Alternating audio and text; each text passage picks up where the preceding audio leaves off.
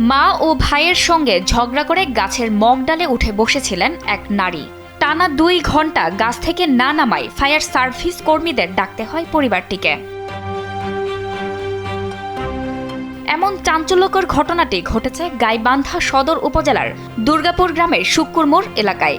আব্দুল মান্নানের মেয়ে মালতী বেগম পেশায় একজন গার্মেন্টস শ্রমিক। কয়েক বছর আগে 7 বছরের একটি কন্যা সন্তানকে রেখে তার স্বামী তাকে ছেড়ে চলে যায়।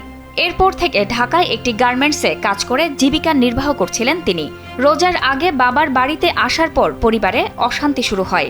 মালতীর অভিযোগ, তাকে বাড়ি ছাড়তে মা ও 2 ভাই প্রায়ই মারধর ও কটু কথা বলতেন। স্যান্ডেলিনা সো, রূপচর্চায় আভিজাত্য।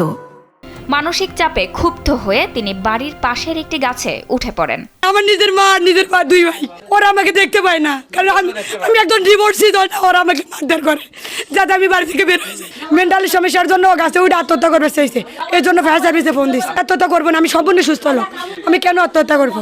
পরিবারের সদস্যরা ধারণা করেন তিনি আত্মহত্যার চেষ্টা করছেন। পরে ছোট ভাই আরিফুল ফায়ার সার্ভিসকে খবর দেন।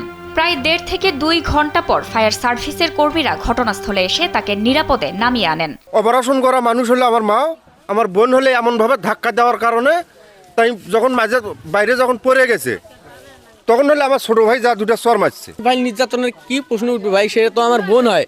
বিষয়টি জানার পর সমাধানের চেষ্টা করছেন বলে জানান রামচন্দ্রপুর ইউনিয়ন পরিষদের সদস্য আতিকুর রহমান আতিক।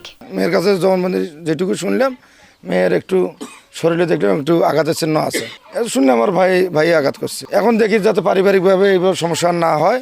খবর পেয়ে দ্রুত ঘটনাস্থলে গিয়ে নারীটিকে উদ্ধার করে ফায়ার সার্ভিস। তবে সামনাসামনি দেখে তাকে মানসিক অসুস্থ মনে হয়নি বলে জানান উদ্ধারকর্মীরা। এখানে সংবাদ পাইছি যে একটা পাগল বাসের মধ্যে উঠছে।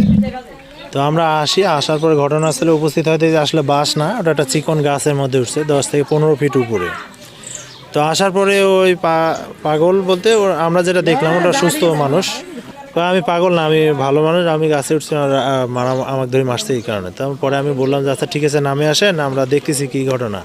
স্বামীর ঘর ভেঙে যাওয়ার পর বাবার বাড়িতেও শান্তি মেলেনি মালতীর। পারিবারিক দ্বন্দ্বের এই ঘটনাটি নতুন করে প্রশ্ন তুলেছে তালাকপ্রাপ্ত নারীদের নিরাপত্তা ও সম্মান কতটা নিশ্চিত। এমন পরিস্থিতিতে প্রয়োজন পারিবারিক সহমর্মিতা ও সামাজিক সচেতনতা। জান্নাতুল ফেরদৌস, কালবেলা।